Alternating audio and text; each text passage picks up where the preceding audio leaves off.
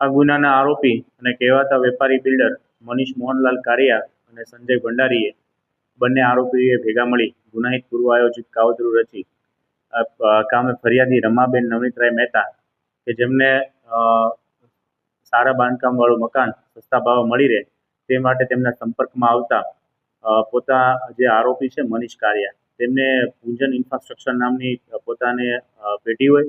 અને તેમના મારફતે તે કન્સ્ટ્રક્શનનું કામ કરતો હોય અને છેલ્લા 15 વર્ષનો અનુભવ હોય. આ ઉપરાંત દિવ્ય ભાસ્કર જેવી પ્રતિષ્ઠિત મેગેઝિન મારફતે તેમને આ બાબતે એવોર્ડ પણ મળેલો હોય. આ પ્રકારના જે પોતાની સાઇટનું કામકાજ શરૂ છે તે બાબતના અલગ અલગ પેમ્પલેટોનું વિતરણ કરેલું અને ફરિયાદીને વિશ્વાસમાં લઈ તેમને છે પોતાની જે સાઇટ છે તેમાં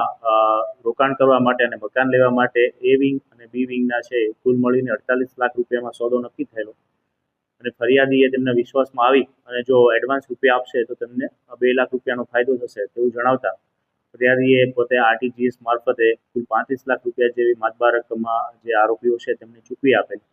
ત્યારબાદ પણ બાકીના રૂપિયાની ઉઘરાણી અવારનવાર કરવામાં આવેલી, પરંતુ ફરિયાદીને તેના પર વિશ્વાસ ના આવતા આ બાબતે વિગતવાર આગળ જતા આ જે મનીષ કારિયા અને અન્ય તેનો પાર્ટનર છે સંજય ભંડારી, આ બંને ફરિયાદીને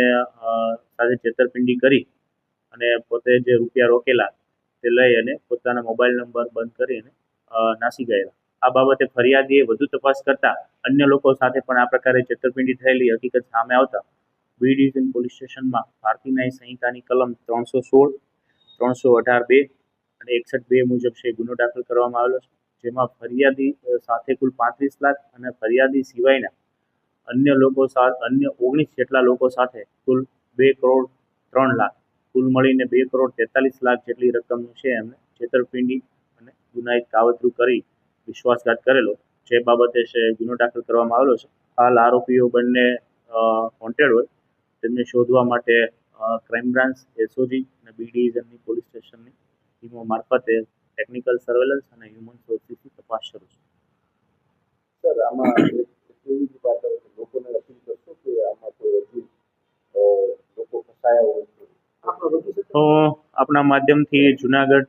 શહેર કે જિલ્લાના અન્ય લોકોને પણ અપીલ કરું છું કે આ જે મનીષ કારિયા પોતાના મૂનલાઇટ કરીને જે પ્રોજેક્ટ હતો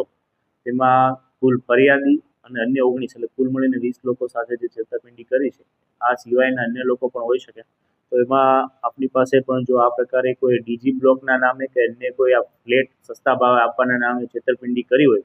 અને રૂપિયા પડાવીને દસ્તાવેજ ના કરી આપ્યા હોય તો બી ડિવિઝન પોલીસ સ્ટેશનનો સંપર્ક કરો, જેથી કરી આરોપીને